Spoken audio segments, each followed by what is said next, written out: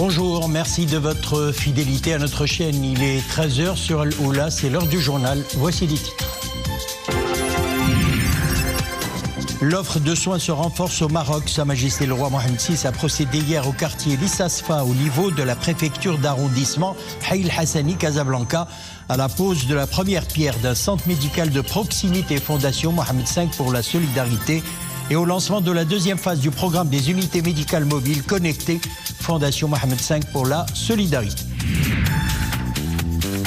Chute de neige en abondance sur les hauteurs de l'Atlas. Perchée à 1650 mètres d'altitude, la ville d'Ifrane retrouve son beau manteau blanc. Des chutes de neige arrivées à point nommé pour donner un coup de pouce au secteur touristique de la région. Les habitants de la ville et sa région s'en réjouissent. Et en fin de notre édition, nous découvrirons une exposition à Casablanca placée sous le signe Regard féminin. Elle met en valeur les toiles d'une quinzaine de femmes issues de divers milieux professionnels, de la littérature, du design, de la musique et du cinéma. L'occasion de plonger dans leur univers pictural chargé d'émotions. Le système de santé se renforce pour répondre aux besoins de tous les citoyens. Hier, au quartier Lissasfa, au niveau de la préfecture d'arrondissement Hay El Hassani à Casablanca, Sa Majesté le roi Mohamed VI a procédé à la pose de la première pierre d'un centre médical de proximité, Fondation Mohamed V pour la solidarité. Le souverain a également lancé la deuxième phase du programme des unités médicales mobiles connectées, Fondation Mohamed V pour la solidarité. Ces deux projets reflètent la ferme volonté royale d'améliorer l'accès aux soins de santé à l'échelle nationale. Nissine Hamdaoui.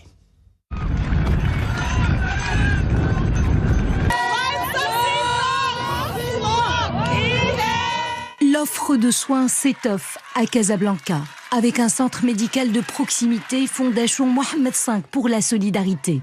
Sa Majesté le roi Mohamed VI a procédé à la pose de la première pierre de ce centre, situé au quartier Lissasfa, au niveau de la préfecture d'arrondissement Hay Hassani.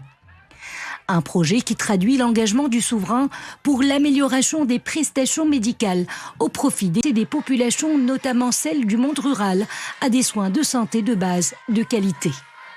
Mobilisant un investissement de 90 millions de dirhams, le futur centre médical de proximité de Lissasfa, le troisième du genre, initié au niveau de la région de Casablanca-Stad, après ceux réalisés à l'arrondissement Sidi Moumen et à la ville nouvelle Rahma.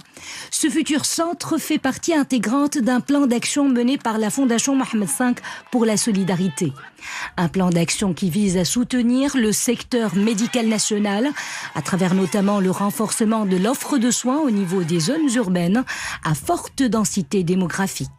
Structure intermédiaire entre le réseau des établissements de soins de santé de base et le réseau hospitalier, le futur centre, qui bénéficiera à près de 60 000 personnes par an, devra participer à l'atténuation de la pression exercée sur les établissements hospitaliers dans la région, de même qu'il évitera de longs déplacements vers d'autres structures.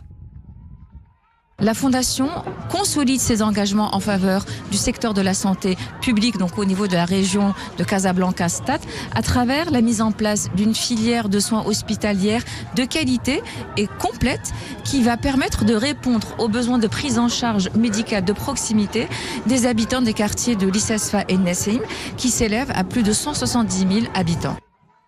À cette occasion, Sa Majesté le Roi a suivi des explications au sujet du système d'information hospitalier, un dispositif digital intégré mis en place par le ministère de la Santé et de la Protection sociale et basé sur le concept du dossier patient qui regroupe l'ensemble des données le concernant. Sa Majesté le roi Mohamed VI a lancé à cette occasion la deuxième phase du programme des unités médicales mobiles connectées Fondation Mohamed V pour la solidarité. Un programme qui vise à améliorer l'accès aux prestations médicales des populations du monde rural et représente un nouveau modèle d'intervention qui combine soins de proximité et télémédecine.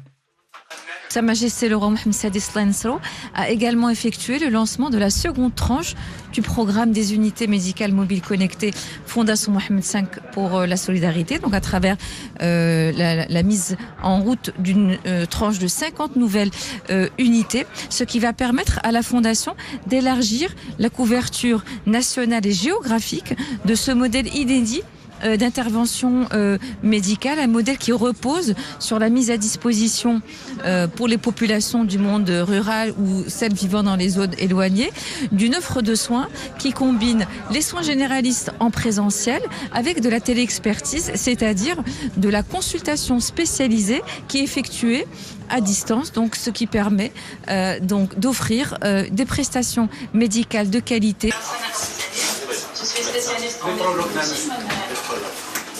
Sa Majesté le Roi a par la même occasion suivi une simulation d'une téléexpertise assurée par un médecin généraliste sur place, en liaison avec des médecins spécialistes au niveau du plateau central de télémédecine situé à Casablanca. Le souverain a remis à cette occasion à titre symbolique 3 ambulances et 5 véhicules utilitaires, dont de la Fondation Mohamed V pour la solidarité, aux représentants respectivement des communes Adassil, Tlaten Yacoub et Tizin Test, touchées par le séisme du 8 septembre dernier, et 5 associations. Il s'agit d'un don de 46 véhicules au profit des communes, des associations et des coopératives des différentes régions du royaume. Nous avons eu droit à un véhicule qui nous permettra de commercialiser nos produits et d'acheminer les matières premières vers nos coopératives. Nous remercions Sa Majesté le Roi pour cette belle initiative. Nous sommes venus d'Agadir pour recevoir les véhicules qu'a offert Sa Majesté le Roi à nos coopératives féminines d'Argan. Ces véhicules nous seront d'une grande utilité.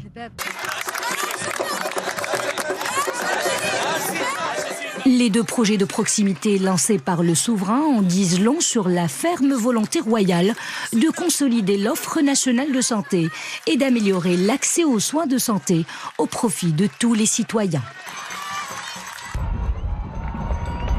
Dialogue social à présent, le gouvernement lance un nouveau round de négociations avec les syndicats, réunion tenue sous la présidence du chef du gouvernement.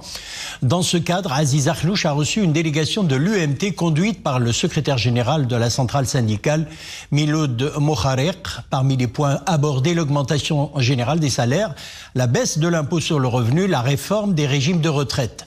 Lors de cette réunion, le chef du gouvernement a exprimé la profonde conviction de l'exécutif quant au rôle pivot des centrales syndicales et de la Confédération générale des entreprises du Maroc dans le processus de consolidation des fondements de l'État social et leur contribution à la dynamique économique que connaît le pays. De son côté, le secrétaire général de l'Union marocaine du travail a salué l'engagement du gouvernement à poursuivre un dialogue social constructif. La rencontre sera suivie au cours de cette semaine d'une série de réunions avec des délégations de l'Union générale des travailleurs du Maroc, l'UGMT, de la Confédération démocratique du travail, la CDT, et de la Confédération générale des entreprises du Maroc, la CGEM. La neige est de retour au Moyen Atlas. La ville d'Ifrane et les localités avoisinantes ont connu d'importantes chutes de neige ces dernières 24 heures, 15 à 40 cm.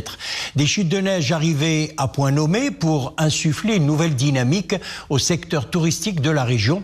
Les habitants de la ville et sa région ne cachent pas d'ailleurs leur joie. Reportage Hayat Fakhri, Ahmed Fadili, Oumaïma Ramli. Il n'a fallu qu'une soirée pour que la neige saupoudre les plaines d'Ifrane. Depuis hier, la ville a revêtu son manteau blanc, épais de près de 15 cm. Une agréable surprise pour les habitants, mais également pour les visiteurs. Nous sommes très heureux, nous attendions avec impatience ces chutes de neige. Elles auront un impact positif sur le couvert végétal et la nappe phréatique. J'arrive de Rabat et je me rends à Fès. Je suis agréablement surprise par cette neige abondante. Le paysage est magnifique. La poudreuse a recouvert toute la ville et ses périphéries. Pour dégager les routes, les chasse-neige sont de sortie. Du pain sur la planche pour les agents mobilisés. Ils s'activent pour fluidifier la circulation au niveau des axes routiers fortement empruntés, mais pas que. Les risques de glissade guettent les usagers de la route. Voilà pourquoi les chasse-neige tournent à plein régime. Nous conseillons aux usagers de la route de vérifier l'état de leur véhicule avant d'emprunter ces routes. La neige, un cadeau du ciel qui permet à Dame Nature de retrouver de sa superbe et l'augure d'un regain de fréquentation qui fera renaître chez les professionnels du tourisme l'espoir du retour des beaux jours. Et à propos de météo, justement, ce bulletin d'alerte, de fortes rafales de vent avec chasse poussière locale sont attendues vendredi dans plusieurs provinces du royaume. C'est ce qu'annonce la Direction générale de la météorologie. De fortes rafales de vent de 75 à 90 km/h avec chasse poussière locale sont prévues donc à 10h, de 0h à 10h vendredi dans les provinces d'El Jadida, Sidi Ben Nour, Essaouira et Safi. Ce même phénomène intéressera vendredi de 7h à 0h les provinces d'El Housima, Chefchaouen, Tétouam, Diqf, Nedaq, Fahs, Anjara, Tanger, Asela, Driouch, Figig, Jarada, Taourirt, Gersif, Oujdan-Gad. Sont concernées également les provinces de Boulmens, Fro, Taza, Ifren, Tinrir, Ouarzazet, Midelt, Rachidia, Zagora et Tata. L'actualité internationale dominée par les hostilités dans la bande de Gaza, le sud de la ville, a été le théâtre hier soir d'intenses bombardements israéliens, malgré les pressions internationales en faveur d'un cessez-le-feu immédiat dans ce territoire palestinien, menacé de surcroît par la famine. Une boule de feu a illuminé le ciel nocturne au-dessus de Rafah où s'entassent 1,5 million de Palestiniens. La majorité d'entre eux est déplacée par les affrontements qui font rage depuis des mois entre l'armée israélienne et le Hamas. Le ministère de la Santé du Hamas fait état d'ailleurs de 3 morts et de 12 blessés lors de ces frappes nocturnes de l'aviation israélienne. Le port américain de Baltimore, point névralgique du commerce maritime international, est à l'arrêt depuis hier après l'effondrement du pont Francis Scott Key, percuté par un porte-conteneur. 6 employés d'une entreprise de travaux publics qui travaillaient sur le pont lors de son effondrement sont présumés mortes. Les recherches de survivants ont été suspendues malgré un vaste déploiement des secours par air, sur terre, en mer et même sous l'eau. Seuls 2 rescapés ont été retrouvés, dont l'un grièvement blessé. Le navire en cause, baptisé Dali, est un porte-conteneur récent long de 300 mètres pour 48 mètres de largeur qui appareillait vers le Sri Lanka. Son équipage, voyant le bâtiment soudain ingouvernable, a tenté de ralentir sa course en jetant l'ancre sans réussir à éviter la collision. Et on revient chez nous à Marrakech, interpellation de 3 individus pour leur implication présumée dans le trafic de drogue et de psychotropes par les éléments de la préfecture de police de la ville en coordination avec les services de la Direction générale de la surveillance du territoire. 2 de ces suspects, âgés entre 24 et 45 ans, ont été interpellés à bord d'une voiture utilitaire dont l'immatriculation est falsifiée dès leur arrivée à Marrakech en partance d'une ville du nord du royaume. Ils ont été appréhendés en flagrant délit de livraison d'une cargaison de drogue au 3e suspect. Les perquisitions effectuées dans le cadre de cette affaire ont abouti à la saisie d'1 tonne et 55 kg de kiff et 260 kg de tabac de contrebande, ainsi que 38 kg de shira et d'une somme d'argent estimée à 120 millions de centimes qui pourrait être le butin de cette activité criminelle. Sport football, et vous devinez, nous allons parler de la rencontre d'hier entre le Maroc et la Mauritanie. Donc une prestation en demi-teinte des Lions de l'Atlas face aux Morabitoun de la Mauritanie. Les 2 équipes se sont neutralisées 0 partout hier soir en match amical. C'était au grand stade d'Agadir. Les changements opérés en 2e période par le sélectionneur national Walid Regragui n'ont pas apporté, il faut le dire, la différence escomptée. Nous sommes tombés dans leur piège, a notamment déclaré Walid Regragui à la fin du match. Retour sur le déroulement de la rencontre avec Zakaria Mokhimbil. Dès le début de la rencontre, les joueurs de l'équipe nationale font face à un bloc défensif opaque de la Mauritanie. Multipliant les occasions, les protégés de Walid Regragui cherchent à maintenir la pression. Leur tentative pour arriver au but, notamment par le biais de Soufiane Rahimi et de Brahim Diaz, s'avère sans efficacité. Score final, 0 partout. Surtout la première mi-temps. Nous ne pouvons pas nous réjouir de ce résultat. En première mi-temps, notre rythme de jeu n'était pas au top. Nous sommes tombés dans le piège de l'équipe mauritanienne. Nous n'avions pas su bien gérer le temps. Ajoutez à cela quelques erreurs. Pour ce deuxième match amical, les joueurs se sont un peu laissés aller. Il y avait 4 changements effectués, mais c'est bien de tester les nouveaux éléments. Les Morabitoun se sont montrés solides et en surnombre en défense face à la ligne offensive marocaine. Les changements opérés en deuxième période par le sélectionneur national, avec la sortie de Soufiane Rahimi et de Hakim Ziyech, remplacés par Ilyes Akhomesh et Youssef Nseri, n'ont pas apporté la différence. Durant le temps additionnel, Achraf Hakimi réussit à placer le ballon dans les filets sur une passe de Brahim Diaz, but annulé pour hors-jeu. En tout cas, je dis bravo à cette équipe marocaine qui a de la qualité et qui font du bon travail et énormément un banc de profondeur. Voilà, maintenant nous on est très satisfaits de ces résultats et on s'est préparé au mieux pour notre match au mois de juin contre le Sénégal. Les Lions de l'Atlas s'étaient imposés vendredi dernier face à l'Angola. Objectif tracé pour le sélectionneur national, trouver l'équipe type en vue des qualifications de la Coupe du Monde 2026, prévues en juin prochain. Voilà, nous espérons que les Lions d'Atlas sauront redresser la barre lors des prochaines rencontres. On passe à la page culturelle avec une exposition 100% féminine organisée à Casablanca. Regard de femme, c'est son intitulé, un vernissage qui braque les projecteurs sur les œuvres de femmes issues de divers milieux professionnels, de la littérature, du design, de la musique et du cinéma. Elles sont une quinzaine à donner corps à leurs émotions et à leurs ressentis. Reportage Hayat Fkhri et Maria Oued. Des portraits déstructurés et fragmentés aux consonances cubistes, des scènes de vie et arrêts sur image comme pour immortaliser la beauté fugace d'une pointe ou d'une demi-pointe. Des regards appuyés et des jets de peinture à la Jackson Pollock. Au total, 15 artistes peintres ont célébré la femme dans toute sa grandeur et sa force créatrice, mais aussi la pluralité du patrimoine marocain. Cette 8e édition célèbre la femme dans toute son universalité, les femmes actives, celles qui travaillent, celles qui peignent et toutes celles qui créent quelque chose de quelque manière que ce soit. À chacun son style et son ressenti, mélange d'aquarelle et de peinture à l'huile pour les uns, abstraction et orientalisme pour les autres. Un seul prérogative reste de mise, se laisser aller à la libre interprétation du temps, pour mieux en extraire la quintessence même de l'art. Je m'inspire des technologies qui se trouvent partout autour de nous et cela se ressent sur mes toiles.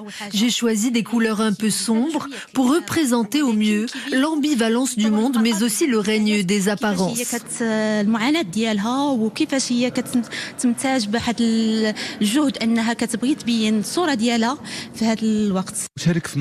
Je participe à cette exposition pour exprimer toute mon admiration envers les femmes. Ce sont nos muses et nos inspiratrices. D'ailleurs, il faudrait que les hommes les soutiennent davantage dans tout ce qu'elles font, car non seulement elles sont très créatives, mais elles ont beaucoup de choses à raconter. Plus qu'une simple exposition, Regard féminin apparaît comme un plaidoyer de la femme au service du patrimoine, ou comment penser ensemble le monde d'aujourd'hui et de demain. Voilà, c'est la fin de notre édition. Merci de nous avoir suivis. Le JT en espagnol, ça sera dans quelques instants. Bon début d'après-midi.